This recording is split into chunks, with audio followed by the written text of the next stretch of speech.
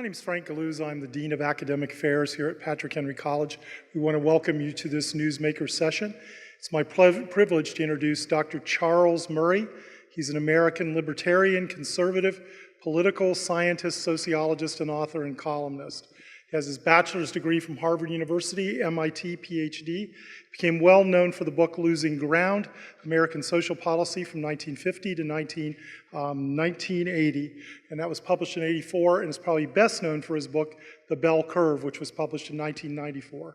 Dr. Murray's articles have been in Commentary magazine, the New Criterion, the Weekly Standard, the Washington Post, Wall Street Journal, and the New York Times. And he is currently a fellow with the American Enterprise Institute. After you give the appropriate applause for Dr. Murray, I'll turn the time over to Dr. Olasky. So please make Dr. Murray feel welcome today.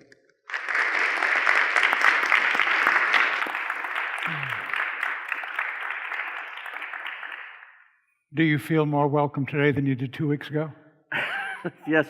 Well, the nice thing is they're all just sitting there quietly. You know, it's a nice change. It was pretty exciting. Tell us about it a little bit from your vantage point. Well, I suppose some of you heard about it, that I was at Middlebury, which is the college that my daughter attended. She graduated from there in 2007. So you've actually paid something to Middlebury College.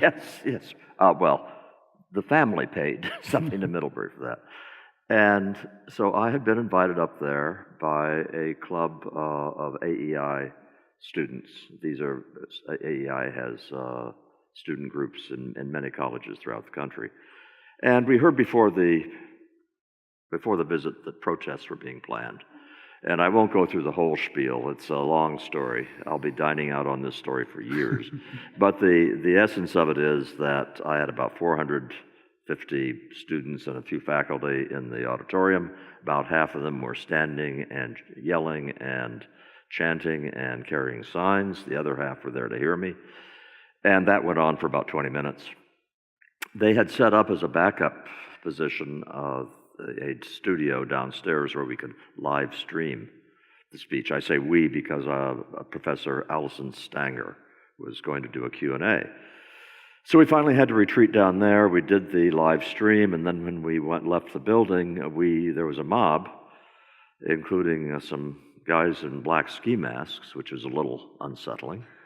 And we fortunately had 2 security guys with us. And so they were sort of pulling the protesters' office while we made our way to the car.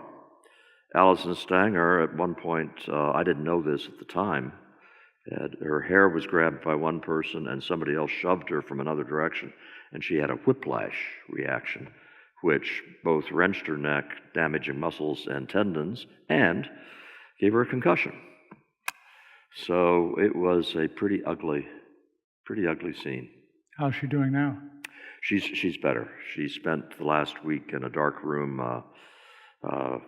being very quiet, but she's okay now. She's still wearing a neck brace.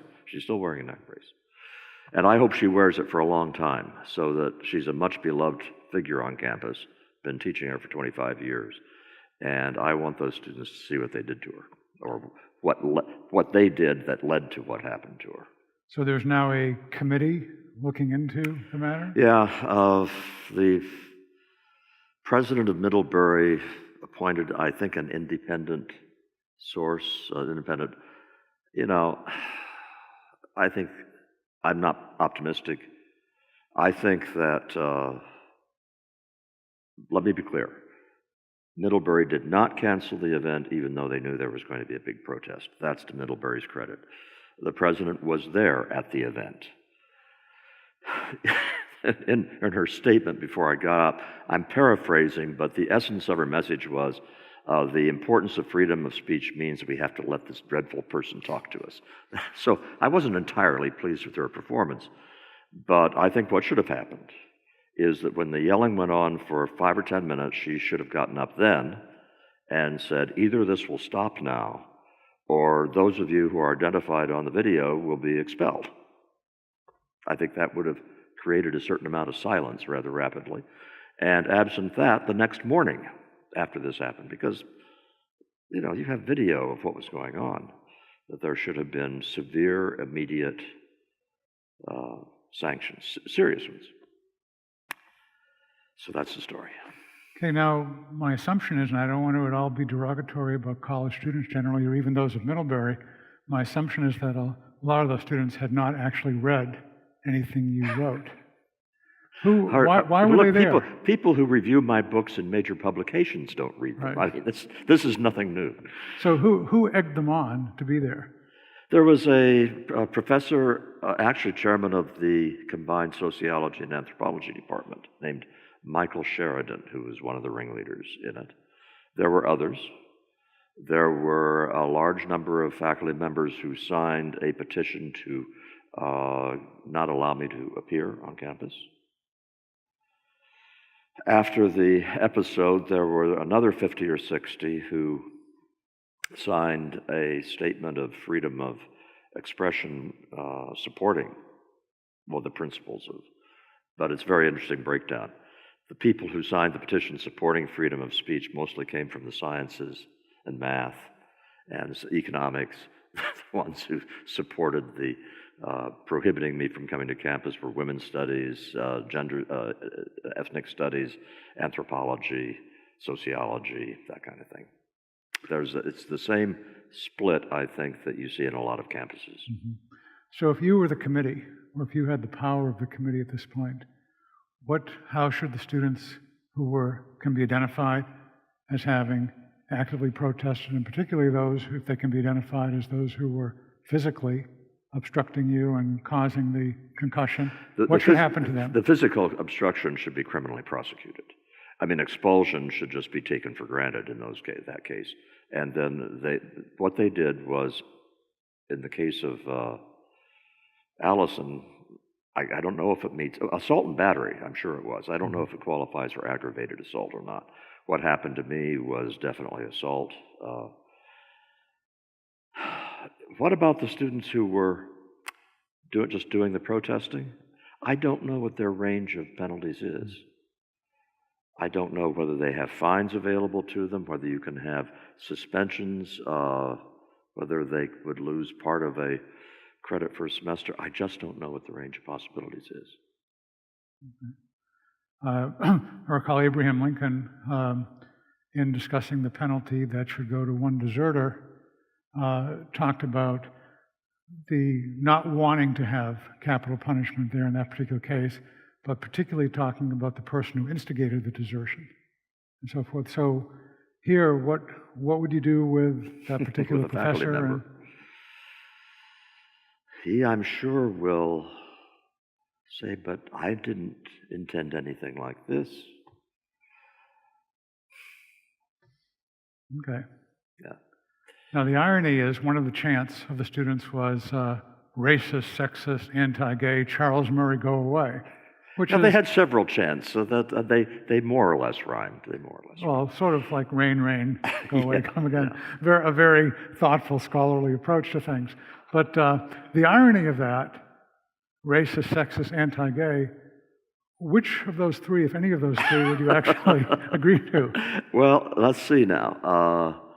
Racist, the rationale for saying I'm a racist is I have written about observed differences in test scores by IQ.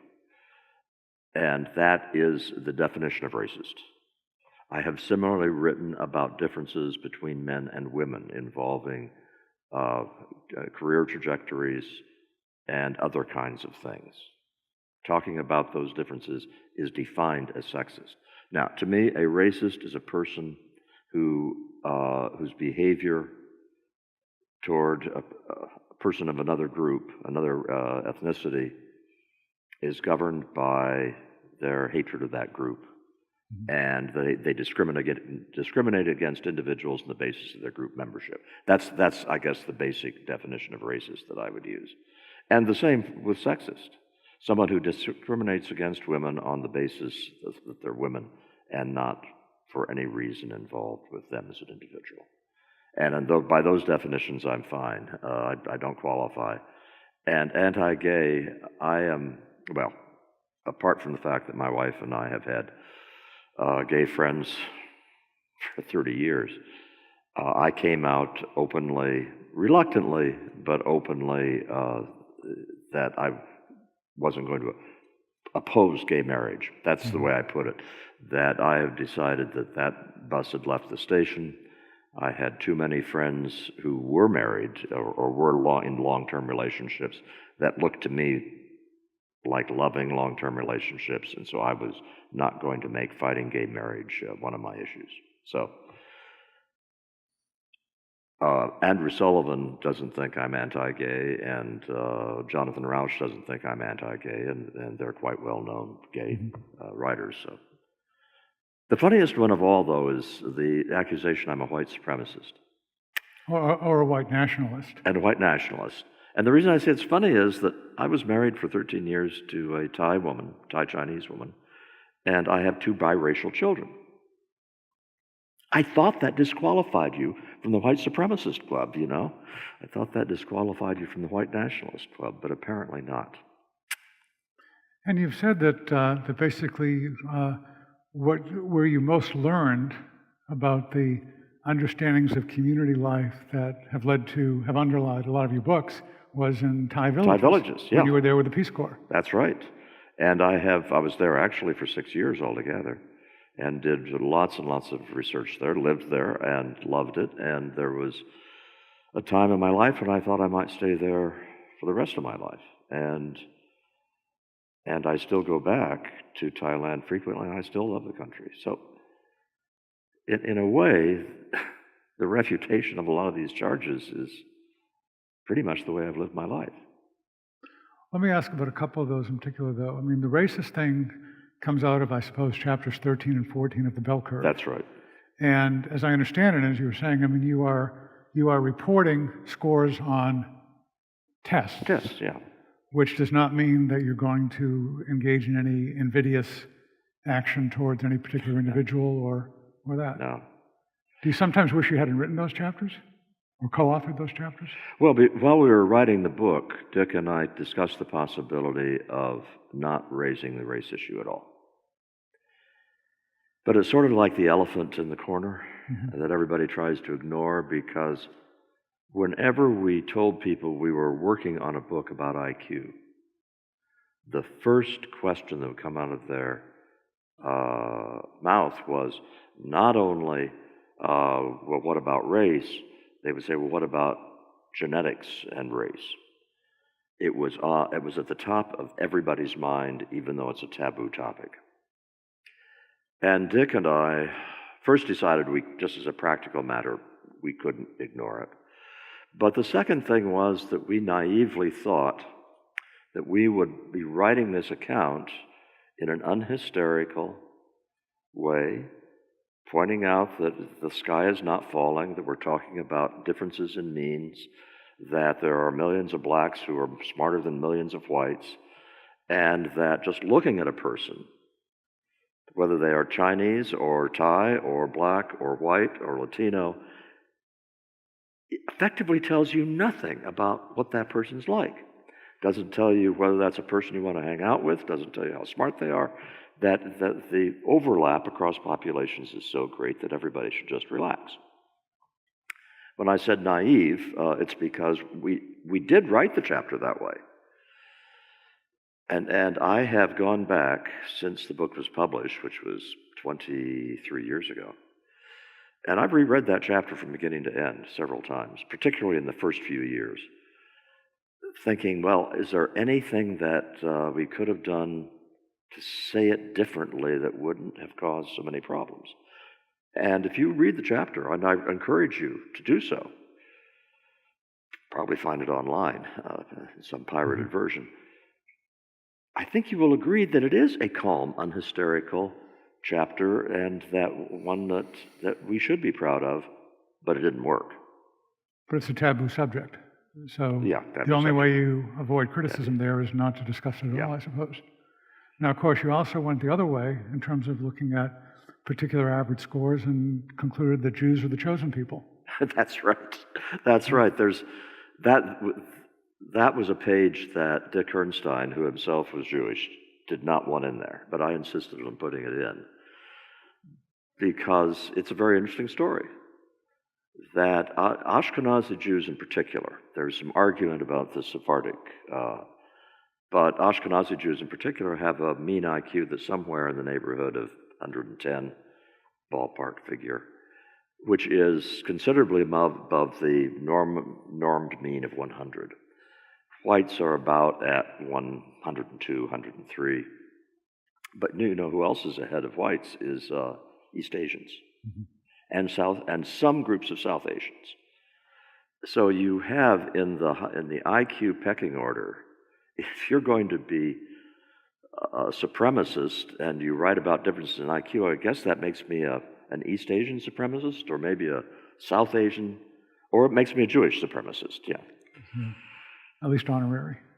Hmm? At least honorary, remember? That's right. So, Well,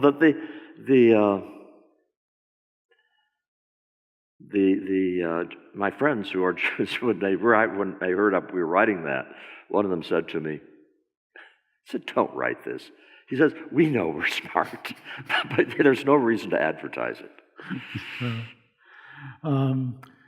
now, your wife goes to is a member of a Quaker meeting here in Virginia. Right down the road. Right down the road, so you know this terrain. Lincoln, Virginia. Okay. You are not. Goose Creek. I am a fellow traveler. Okay. And since this is an evangelical college, that's a correct way to refer to it, right?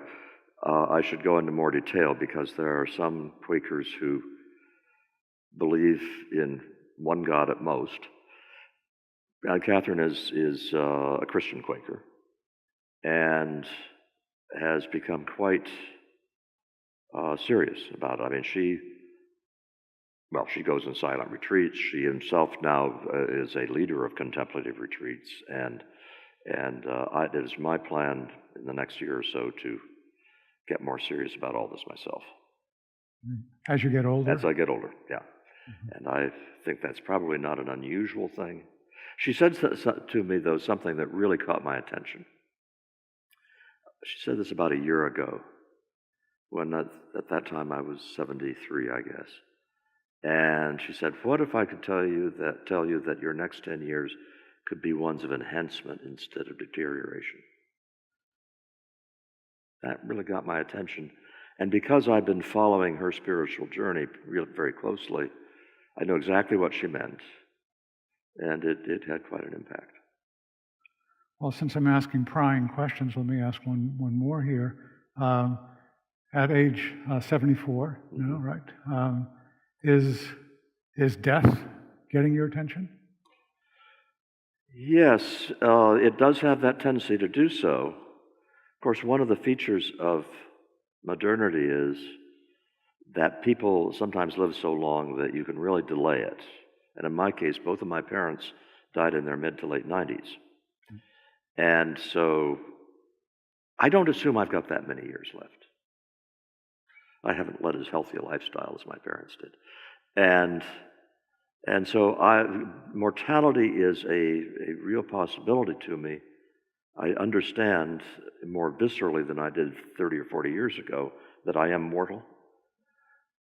But I have never been afraid of it because I find, not because of deeply held religious beliefs, but because I find the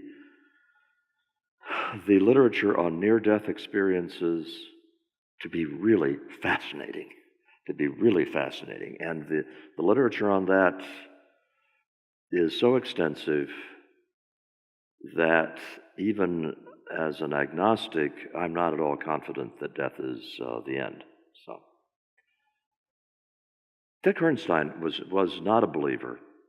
He learned that he had terminal cancer in June of 1994. He learned that, by the way, the very same day that is on the date on the acknowledgments. We just finished the acknowledgments and dated them, and that was the same day he went to the doctor and found out it was terminal, and he died just 3 months later. But he faced that with a really wonderful serenity. His attitude was simply he looked upon death as just going to sleep, a peaceful, very long, good night's sleep. I'm a little more optimistic than that. Well, in fact, we just went to press yesterday with a column I'd written on this question of so many people seem to have, regardless of their theological beliefs or lack of, seem to have FOMO, fear of missing out. In other words, people who have been actively following, whether it's politics or baseball, want to know what's going to happen in an election 20 or 30 years from now, or I suppose no longer Chicago Cubs fans, but Cleveland Indian fans. Will we someday, perhaps in the year 2100, win the World Series? And I'd like to know that. So, fear of missing out? FOMO? I have to say, I have a couple of friends who are scared to death of dying. And in fact, my mentor, Paul Schwartz, back in the 1980s, as he faced death, he was very, very frightened of it. By the way, have you noticed, as long as we're talking about religion, there are very encouraging signs of a variety of kinds. For example, you have Pete Wehner, who now appears monthly in the New York Times, who is a devout Christian. David Brooks. David, I don't think is completely out of the closet, but I think he's getting there. But there are sightings of him at various churches. He gave a sermon at National Cathedral, a lovely sermon at National Cathedral. And I know for a fact that he thinks one of the smartest men who ever lived is St. Augustine. And he's been reading deeply in the Bible and theology of various kinds. The head of the American Enterprise Institute, Arthur Brooks, is a devout Catholic. I mean, a really, really serious Catholic. And these kinds of things weren't, and he's openly so. And these kinds of things were much less in the public intellectual world 15, 20 years ago than they are now, is my impression. And I have an explanation for that I probably mentioned when I was here last time, but those of you who are students weren't here, then those of you who are older will have forgotten. So I'll just repeat it. And that is, I think that the secularism among intellectuals in the 20th century was analogous to adolescence. And the reasoning goes like this. You had the Enlightenment, which enthroned reason first. So now we can reason our way through everything. You had the Newtonian universe, which was a clockwork universe. So even if there was a God, then everything had been set in motion, but that didn't mean there was an active God now in our lives. Then the rationality was followed in the 19th century by Darwin, and then which of course was a huge blow in terms of literal interpretations of Genesis. Then you had Freud, you had with the unconscious, you had Einstein with relativity, you had a series of body blows to religion. And the reason I compare it to adolescence is that intellectuals in the 20th century decided, well, I don't believe the Bible stories I was taught as a child, and therefore I don't believe in God. They did not sit down and pore over the works of St. Augustine or Thomas Aquinas and say, no, I think I don't agree with that. They just said, smart people aren't religious anymore. And it was adolescent because that's what adolescents do. They discover their parents were wrong about some things, and they decide their parents are wrong about everything. And in the case of religion, I think that intellectuals are starting to grow out of adolescence because the great questions of religion, starting with, I think, one of the most profound questions of all, why is there something rather than nothing? Mm-hmm. You can't escape those. You can't escape thinking about what does it mean to live a human life? And are we just a collection of chemicals, or is there a transcendent aspect to human life? And if there is, what is it? Those are questions that the smarter you are, the more you should want to think about them, not the less you want to think about them. So I'm optimistic about a revitalization of religion in the 21st century. At least I'm optimistic about it among the intellectuals. The funny thing is, this surprised me when I wrote Coming Apart, a book that was published in 2012. I had always bought into the idea that it was the pointy-headed intellectuals who were becoming secular, and the spine of contemporary American religion was in the working class. Because I knew that the evangelical movement was the source of energy in American Christianity, and the mainline Protestant churches were losing membership like crazy. I knew that, so I generalized to that, and I was wrong about the working class. The secularization in the working class has been much greater than it has been in the upper middle class. There has been secularization in the upper middle class as well. But you've got to distinguish the upper middle class, which is defined as people with a college education and working in managerial jobs or profession. You've got to distinguish them from the intellectuals. It is true that among intellectuals there's been a precipitous drop in belief in God. But in the upper middle class, there's been decline, but there are still about a third of the upper middle class who have an active, serious connection with the faith tradition. Whereas in the white working class, it's down to about 1 out of 8. It's been a big drop. Yeah, the only good news in that might be that sometimes things have to get very bad before people are willing to look at other opportunities. In this sense, that probably the most famous 3-word phrase from Martin Luther was "Here I stand." Perhaps the most famous 2-word phrase, "Sin boldly," which did not mean that he was in favor of sinning, but one of the ways in which we learn is we have to realize how stupid we are and that we desperately need help. Uh-huh. And so this is where sin boldly comes in. When you sin boldly, then you'll realize sooner that you're making a real mess of things, and you'll turn to God. The tendency among smart people is to say, well, I am so smart I don't need God. It may be that the 1 out of 8 turning that way, but there may be more of those 8 who will turn that way when they pretty much hit bottom with unemployment and drugs and opiates of various sorts. I sure hope so. But I'll tell you something that is bothering me a lot as I try to look ahead.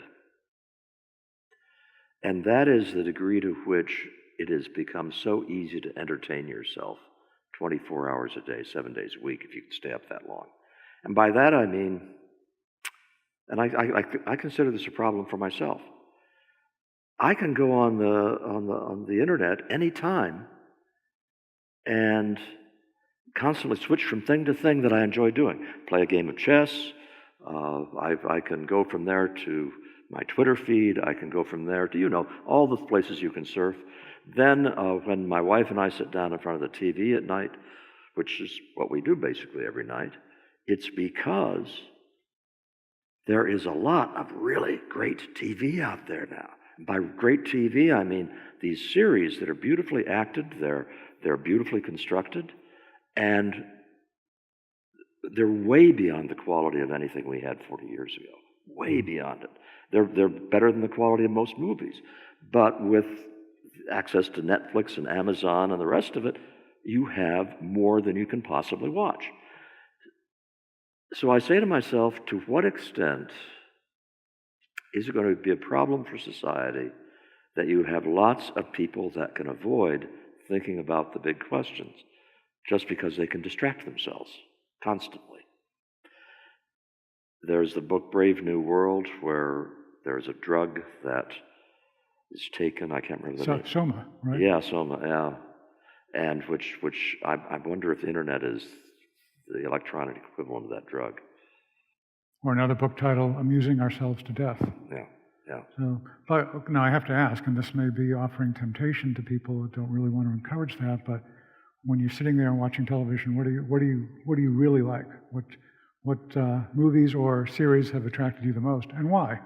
Okay, well, there's some that I like that my wife, I watched Breaking Bad and my wife did not like Breaking Bad, so I had to watch that by myself.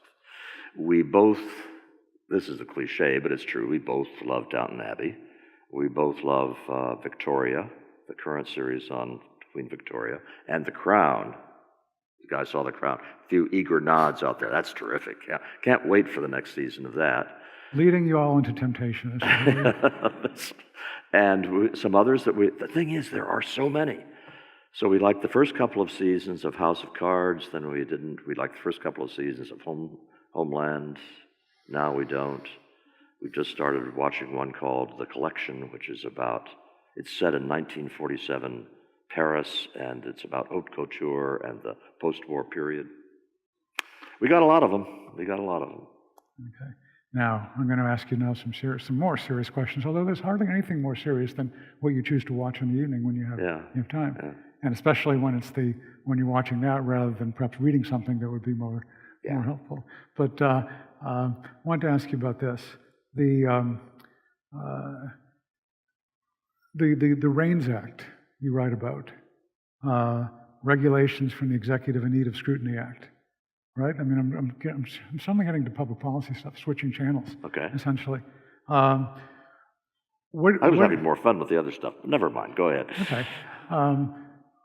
What do you think, given this increasing discord in American culture, which again is not just a Middlebury College, but all over, what do you think can be accomplished in Washington as far as reining in the government, draining the swamp, any terms of that sort?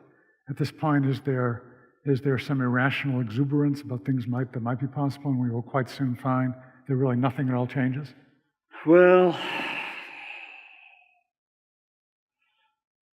since I'm sure that I have a range of opinions in front of me here, and I really don't want half of you to rush the stage chanting, and I'm going to try to stay away from the person of the president as much as I can, except to make the following comments. To get the bureaucracies to behave requires enormous adeptness at understanding the levers of power within the government, because the regulatory agencies in particular have enormous legal discretion, so that when Congress passes a Clean Water Act or a Clean Air Act, it has been the custom for the last 50, 60 years now for Congress to put the purpose of the regulations in very general terms. We want clean air. They said a little bit more than that, but essentially they have very broad mandates that they then give to the regulatory agency, and the regulatory agency has so much leeway that they can legislate using the rulemaking process. And Congress often likes to do that because then people will blame the agencies rather than Congress. Precisely. And the Supreme Court was complicit in this because back in the early 1940s, in a landmark case, they voided the previous constitutional doctrine, which said that the legislation must have an intelligible principle. Intelligible principle meaning that it's specific enough that the executive branch is confined by that intelligible principle. So the FCC case, NBC versus United States? That's exactly it, NBC, where the court ruled that the requirement that the FCC come up with fair and equitable rules was adequate. And once that door was opened, you opened a whole new legislative branch.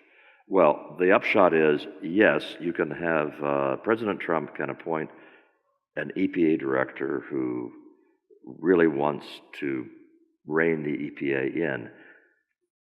He's got a huge bureaucracy that is going to drag their feet at every turn, and also the legal ability to void those regulations is very, very limited. So when Trump talks about these huge cuts to regulation, I'm saying to myself, I'm not at all sure that's possible. And I'm going to be very surprised if he can pull that off. And similarly with other kinds of things. the legislative process itself requires being adept in the use of power within the federal government, and that's a complicated business. He has some adept people in the form of Paul Ryan and Mitch McConnell, but he himself is not. And I think he thinks he can do deals the same way he did deals to build hotels, and I think he's going to find it's a different ballgame. Yeah, when Dwight Eisenhower was elected, Harry Truman said, well, he was a general, he said do this, and people did it, and he's going to find it to be different here in Washington, which he did. And I suppose the same thing here. So what does this mean in terms of our rather rapidly eroding republic and any hopes to change the course we're on? Well, I call myself a libertarian because there's no other good term that people understand. If I say I'm a classical liberal, nobody knows what that means. And you wrote a book, In Our Hands, right? That was the title. Yeah. Right? Well, I wrote What It Means to Be a Libertarian. Yeah. In which I describe why I call myself a libertarian. Okay. But essentially, I'm really a Madisonian, which is to say, I believe in the Constitution that was passed then with enumerated powers, and the federal government was not to do anything that was not listed as one of those powers, and the Commerce Clause that meant interstate commerce means selling rice grown in South Carolina to people in Pennsylvania, a very restrictive definition of that, and all sorts of other ways in which we had limited government, and we also had what the Catholics call subsidiarity, in which everything was supposed to go down to the lowest possible level for decision making. That's my politics. What I have discovered over the last year, and those of you in this room who agree with me on those politics should be very disheartened about, is that many fewer people agree with us than we thought. I understood that lots of Republicans are crony capitalists and lots of Republicans are not free market purists and all that. I've known that for a long time. But I thought that they sort of generally believed in limited government in broad sense. And they generally believed in subsidiarity and didn't want big government. The extent to which people who've been voting Republican went for a candidate who thinks big government is just fine and who thinks crony capitalism is great and who echoed all those populist themes, that says to me that essentially creedal America is dead. By creedal America, I'm referring to, well, the phrase itself, the American creed, comes from Gunnar Myrdal, the Swedish sociologist who wrote American Dilemma back in the early 1940s. But what he was doing was basically giving a label to something that people who've observed the United States coming over here from Europe have known ever since Tocqueville or before. And that is, there are certain aspects of the United States which means, as one historian put it, it was the fate of America not to have ideologies, but to be one. Mm-hmm. And the three essential elements of that creed were freedom and individualism and egalitarianism. Egalitarianism in this case does not mean social democracy and equality of incomes. Egalitarianism was that in the United States, even if you became rich and famous and powerful, you weren't supposed to get too big for your britches. You were supposed to consider yourself just one of the guys. And that, by the way, had a very long persistence in the United States. Very long persistence. It still does in some places. Especially in the Middle West and a lot of the South and the mountain states, it is still true that people don't build 15,000 square foot homes even though they could afford them because that would be unseemly. That's getting too big for your britches. The way it manifested itself when I grew up in Newton, Iowa in the 1950s was that none of the Maytag Company executives would buy a Cadillac, even though any of them could have afforded a Cadillac, because a Cadillac was too much a symbol of wealth, and you didn't want to look like you were lording it over your neighbors. Okay, so you had the freedom and individualism and egalitarianism. The left gave up on all three of those a long time ago, basically since the 1960s. Until the 1960s, Democrats pretty much were on board with those as concepts. But after the 1960s, they weren't. And then you had this last year a very large portion of the middle class and white working class that also gave up on the freedom and individualism aspects of it, and even some elements of the egalitarian aspect. So we Madisonians are a remnant, I'm afraid. And I personally think that the United States in 10 or 15 years is going to be sociologically indistinguishable from Western European countries. We will have a fairly entrenched upper class that is perfectly comfortable identifying itself as an upper class. We will have a lot more envy among the working class and middle class than we used to have. America historically had remarkably little envy toward people who were wealthy. It's very sad. Let me ask one more question, then we'll have some time for people here to ask questions. Yeah, very sad, and just projecting a little more.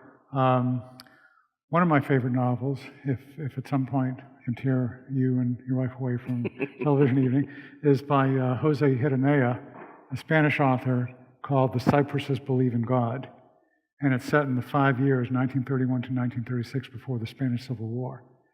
And he's showing basically increasingly people taking sides, so much so that you could identify the politics of a person by the shoes he wore, or the shirt he wore, or the hat he wore. Everything was divided in that way. And that led to this huge rift, and in Spain, 1 million dead. Is that the way we're heading in the United States? Yeah. It's so palpable when you go into Washington, D.C., because Washington, D.C. is one of the centers of the bubble, as I've called it, the elite bubble, where it's not that you have that many mansions in Washington, D.C. You have you have some mansions and you have a lot of really nice houses, but it's the food they eat, the clothes they wear, the cars they drive. Coming apart, I decided when I said the cars they drive. So I went into the parking lots at some of the Whole Foods and other stores in Chevy Chase and Bethesda, and just counted how many of them were foreign, what percentage. Then I went out to the parking lot at Brunswick, Maryland, by the railroad station there, and counted how many were foreign and how many domestic there. Huge difference. Out in working class America, people buy American cars. In elite America, they buy foreign cars. A little thing all by itself, but it's part of this way in which the new upper class is living in a different culture. And the worst part of that is that they disdain ordinary Americans, and they let that disdain be known. Flyover country. You know what they're referring to with flyover country? We used to call that the heartland, you know? We didn't used to call it flyover country. But the real signal about how disdainful they are, and I say this frequently to elite audiences. Say, next time you go to a dinner party in one of your up on the Upper East Side or some other enclave of the new upper class, I want you to use a couple of ethnic slurs or not racial slurs, but slurs. Because if you go to a polite dinner party, you cannot use any ethnic slur without getting immediate pushback. And that's good. I'm glad that happens. But refer to redneck. Or for that matter, refer to Bible thumpers. Those are evangelicals and rednecks, which is to say rural white working class for rednecks, are the only two groups that you can denigrate in the new upper class and get away with it. Have we cheered everybody up? I would think so, and time for cheery questions. Let me just mention the bubble test. Charles Murray has invented that. You can go online, you can get up to 100 points to see whether you are part of the bubble that's most prominent in the Upper East Side, but also here in Loudoun County to a great extent also. Yeah. And you can test yourself. I took it, I'm about a 50. That's fine. Yeah, See, because I know the lower you are, the thicker your bubble. So a really low score is you're in a very, very thick bubble. I administered that test when I was, or versions of it at AEI to interns and research assistants when I was developing it. And I was really gratified later when I was told that those who got high scores were high-fiving each other and those who got low scores were depressed, until I thought, interns at AEI want to get a high score in a test no matter what it is. And so I wasn't sure whether this was a one of the people egalitarian attitude or just wanting to get a good score. Yeah, I mean, some of you have been homeschooled. Don't you get a point on the test if you... You get points for... one of the questions on the test is, have you ever had a good friend who's an evangelical Christian? There you guys score on that one. Yeah. And you get extra points for actually being an evangelical Christian. Okay, questions for Charles? You get a point for raising your hand. Well, let's get the mic over here so we can... In your book, I believe it's By the People, you call for civil disobedience, if I understood you correctly. Yes, I did. Wondered whether you still felt that way. Yeah, did I call for civil disobedience? Yes, I did. I argued in the course of the book that de facto we are increasingly living in a lawless world. That we have all sorts of rules and regulations, but they have become so complicated and so arbitrarily enforced, and the rest of it, and this is particularly true of regulations, they become so divorced from any right and wrong that the only way to deal with it is to selectively identify regulations that it's okay to ignore. And actually, this was inspired, the book was inspired by a guy within 10 miles of us, I won't be more specific than that, who owns a business whereby he has a lot of Latin American workers. And unlike most such businesses, he gets visas for them. He spends $25,000 a year with this tedious, repetitive visa process.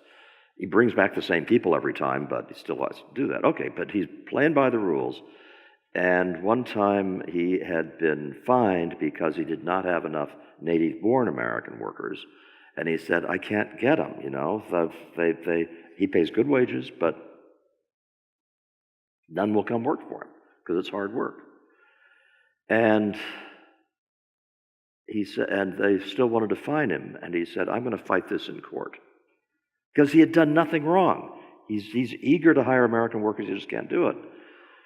And when he said, I'm going to fight this in court, the bureaucrat said to him, you try that and we'll put you out of business. And they could. They could. If the government decides to put you out of business, the government can pretty much put you out of business. Mm-hmm. And that got me really angry. And it's the kind of thing that I think justifies civil disobedience. I want a legal defense fund whereby he can go to court and his defense will be paid for, and he can say to the government, no, you aren't going to put me out of business. Not only that, I'm going to tie you up in knots in terms of the amount of time and effort you have to put into this. But it does have to be selective. You just can't go around ignoring any law you want to. Hi. Could you talk a little bit about your book, Losing Ground, and what your predictions are for the future of welfare in the U.S.? On Losing Ground? You realize Losing Ground was written 33 years ago? Mm-hmm. Jeez. Well, in one sense, there was good news coming out of losing ground because there was the Welfare Reform Act of 1996 that resulted in a very large reduction in the welfare rolls. But even at the time I was passed, I was torn because I was getting lots of credit from losing ground for being the intellectual foundation of the Reform Act of 1996. And of course, I'm happy to take that credit if anybody's going to give it to me. But getting women off the welfare rolls and into work was not what concerned me about women on welfare. What really concerned me was that you had these growing proportions of children who were being born to unmarried women.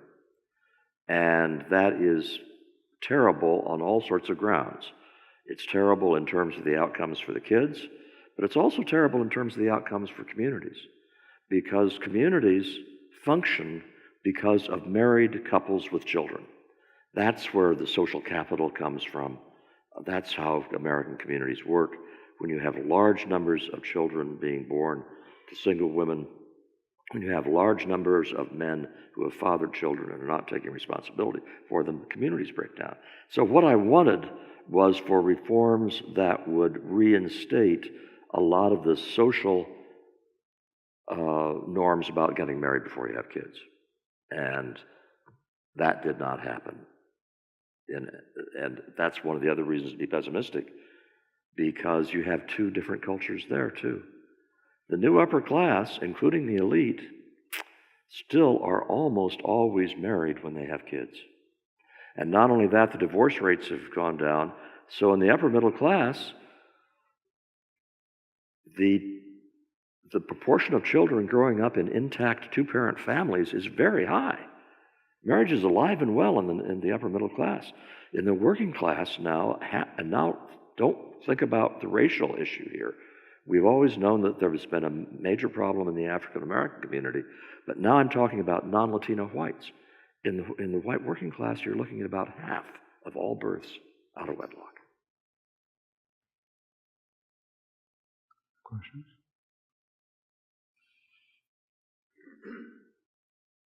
So my question sort of goes to, well, it goes to two things that you guys were discussing earlier, both the sort of spiritual aspect of things and also some of the work that you did in the bell curve. And what I was wondering is sort of in an age where sort of the idea of the Imago Dei is much less prevalent among like your average person. I'm sorry, the idea of what? The Imago Dei. Image of God. Yeah, people being made in the image of God, being inherently equal because of the content of their souls. It seems like intelligence becomes much more important because that's all you have left, really, to a certain extent, is like the quality of your mind to judge like who you are inside. So do you think that to a certain extent, sort of talking about those differences in the bell curve sort of encourages sort of ethnic tribalism to a certain extent, and where people take pride or people get angry on the reverse, sort of because of those differences, because that's really how they're judging their self-worth?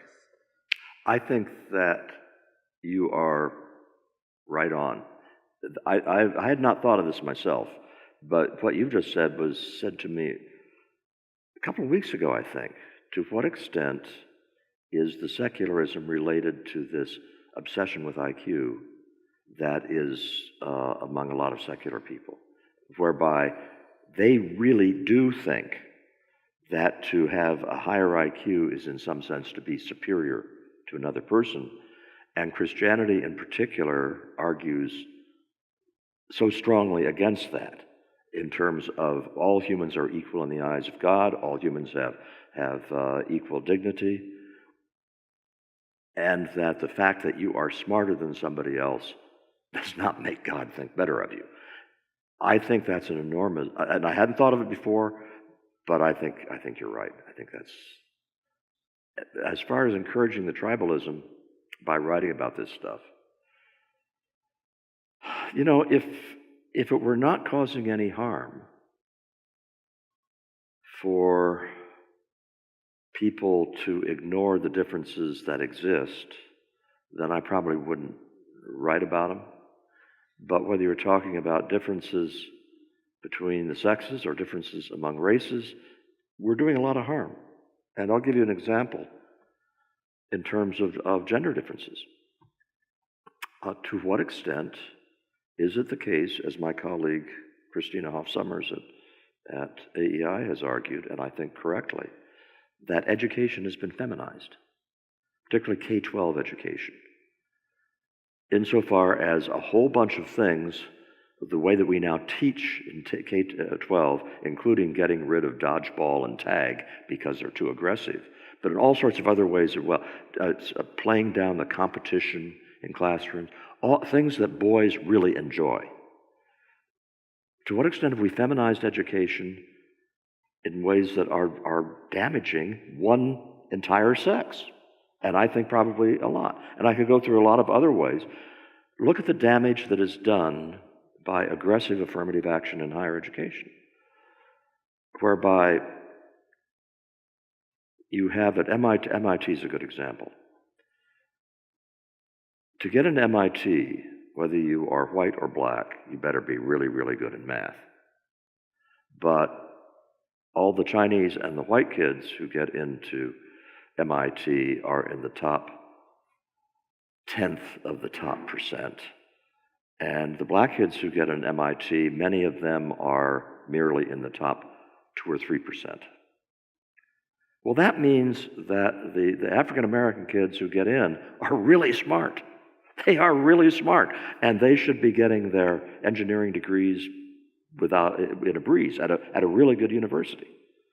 But they're at MIT, and at every class they are in MIT, they are the ones who are at the bottom of the class in terms of that relative, very stratospheric level of talent that's there. And that's why you have a 24% dropout among African Americans from MIT. None of them should be dropping out of college because they can't do the work. They could all be highly successful at almost any place except MIT. And that is a damage that is being done in the name of doing good that I really want to get rid of. Can I follow that up with another clarifier Sure. then? So one thing that you mentioned is sort of the feminizing of education and how you think that might be impacting the ability of males to perform, and K through 12 especially. To what extent do you think that might also be true for particular norms of education affecting the different races, and maybe that sort of those expectations affecting the different test scores that you're talking about versus necessarily any sort of genetic difference? The very first part, my hearing is very bad, by the way, so the very first part of that question I didn't get. Could I get a translation up here? Yeah, the key part, I think, actually is more towards the end. Are these really genetic differences, as you've looked at the differences, scores of ethnic groups, or is it culture or other factors? Is that? Well, that's, of course, what got me in such trouble with the bell curve. Right, we're trying to get you into more trouble. Yeah. The only statement we made about the causes of the black-white difference in IQ scores was as follows, and I can quote, what we did was, we first focused on the existence of the differences and said that's what's important.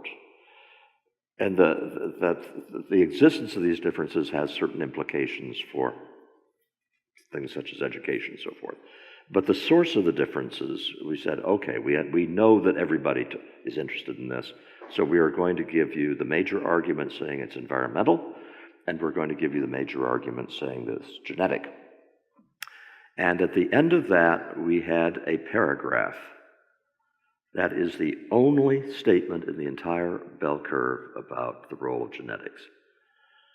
If the reader has come to this point thinking that either nature or nurture has won out to the exclusion of the other, we have not done a good enough job of presenting one side or the other. We think it is very likely that both the environment and genes have something to do with the black-white difference in test scores. What is the mix? On that question, we are resolutely agnostic. As far as we can tell, the data do not yet justify an estimate. I think I did the whole thing perfectly, because I've gone over that paragraph. That's it. We refused to rule out the possibility of a genetic rule. That is everything that the bell curve says about it. Now, having said that, that was 1994. This is 2017.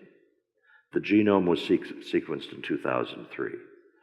The progress that the geneticists are now making on decoding the genome, which little bits of the genome do what, is going like that. It's geometric.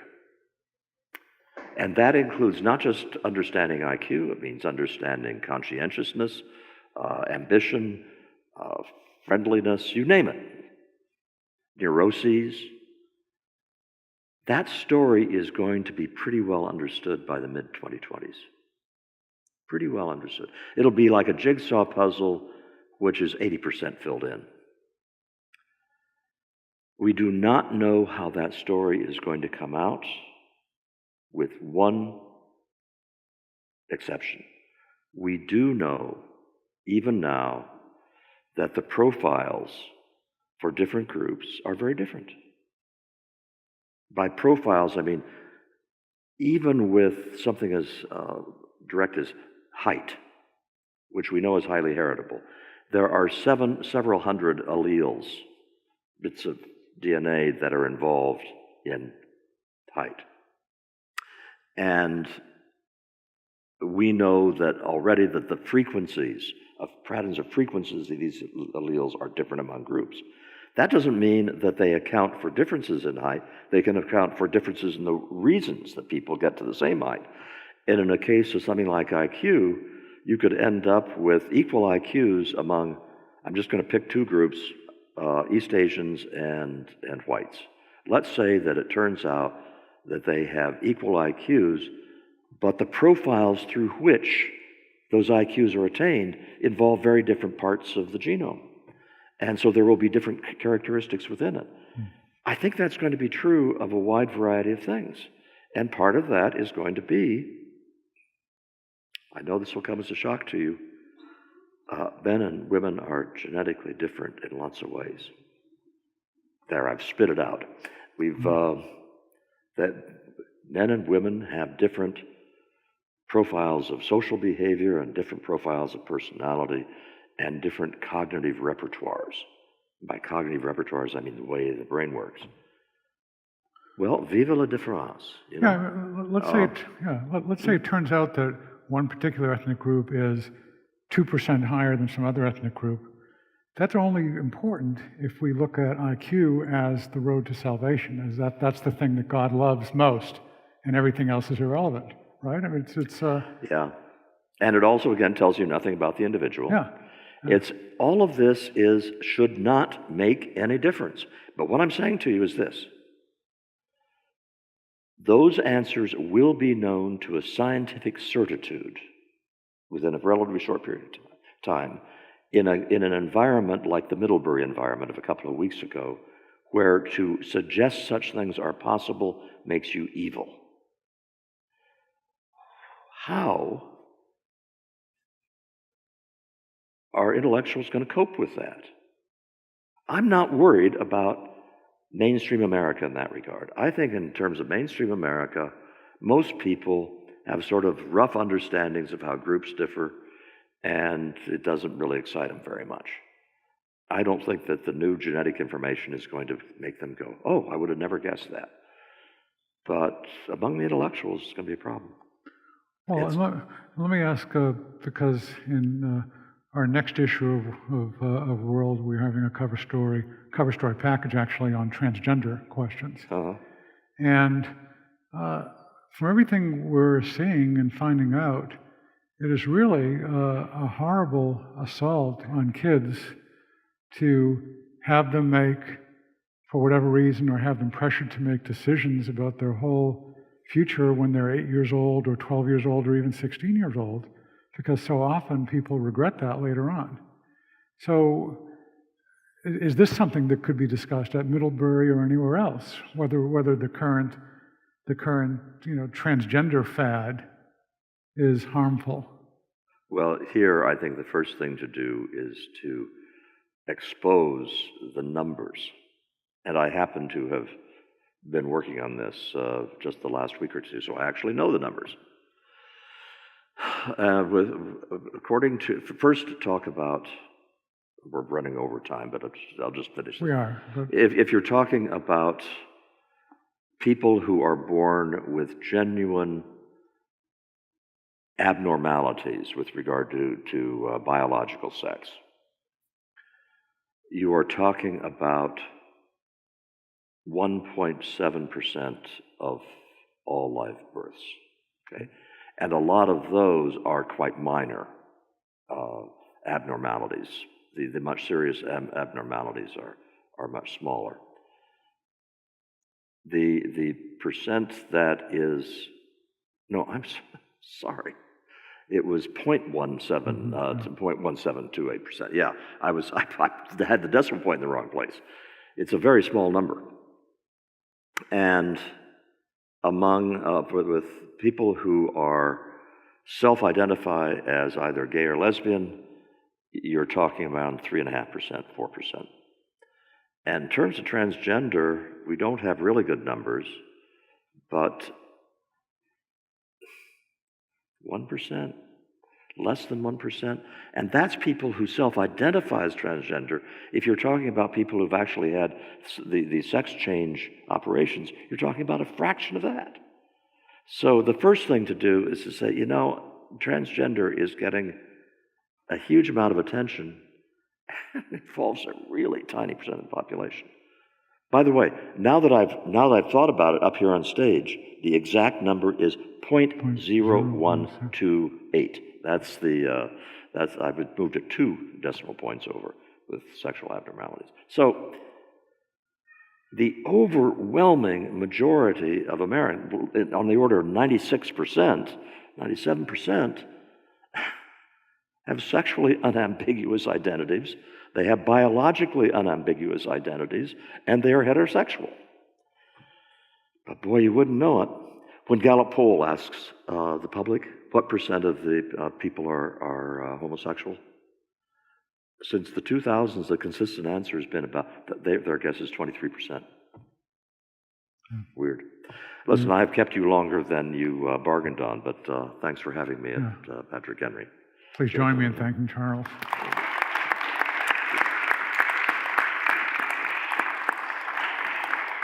So.